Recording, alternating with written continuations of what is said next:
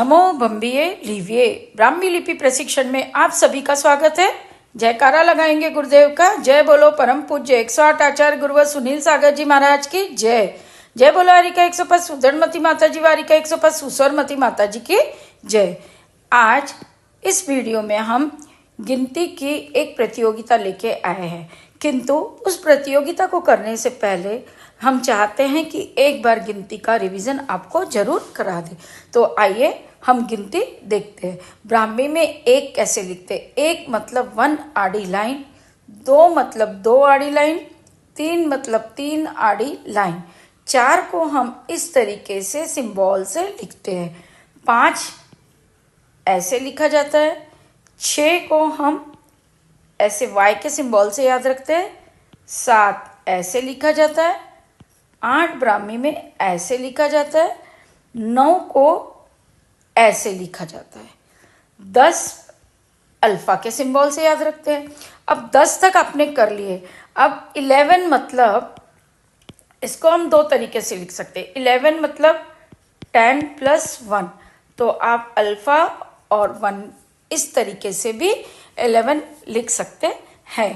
तो 12 और 11 को हम इस तरीके से भी लिख सकते हैं, 1 और 1।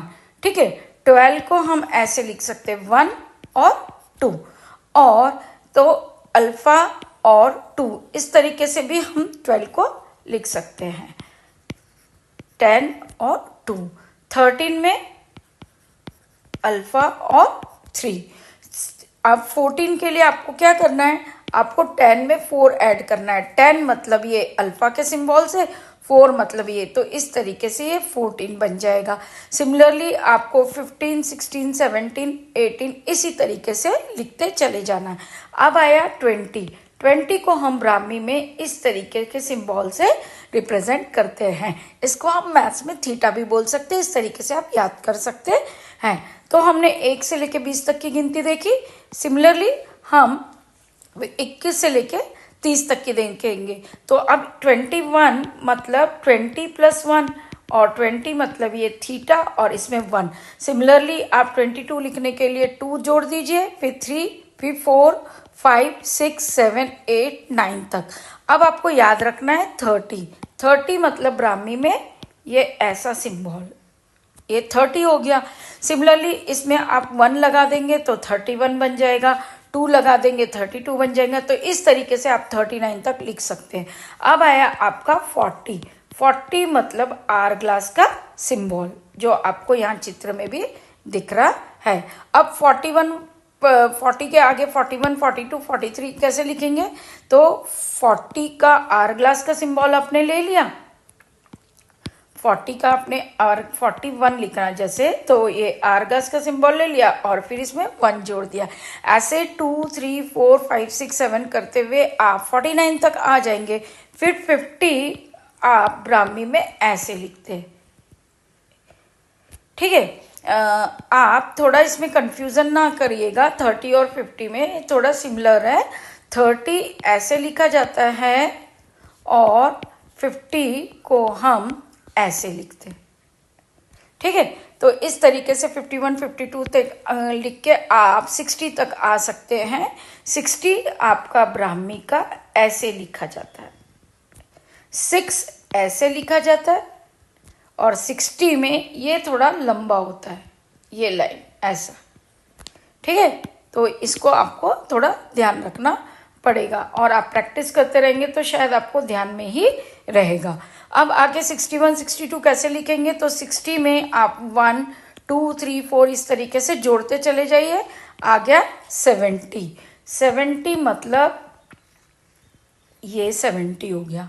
ठीक है, 80 आपका ये वर्टिकल हो गया। अभी मैंने आपको 20 बताया था, 20 में हमने ये हॉरिजेंटल लाइन लगाई थी, 80 में ये वर्टिकल लाइन लगाएंगे।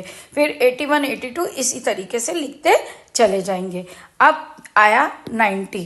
90 में देखिए 20 मतलब ये हॉरिजेंटल लाइन, 80 मतलब ये वर्टिकल लाइन, और 90 मतलब ये हॉरिजेंटल और वर्टिकल। फिर 91, 92 करते हुए चले जाइए। अब आपका आ गया 100, तो 100 इस तरीके से लिखा जाता है। तो कहने का अर्थ है 10, 20, 30, 40, 50, 60। 10 कैसे लिखा गया? अल्फा। 20 ये थीटा। 30 ये इस तरीके से लिखा गया। 40 आपने आर ग्लास से याद रखा। 50 आपने ये जे से याद रखा। 60 आपने ये सिंबल से याद रखा। ठीक है। अब 70 आपने ऐसे याद रखा।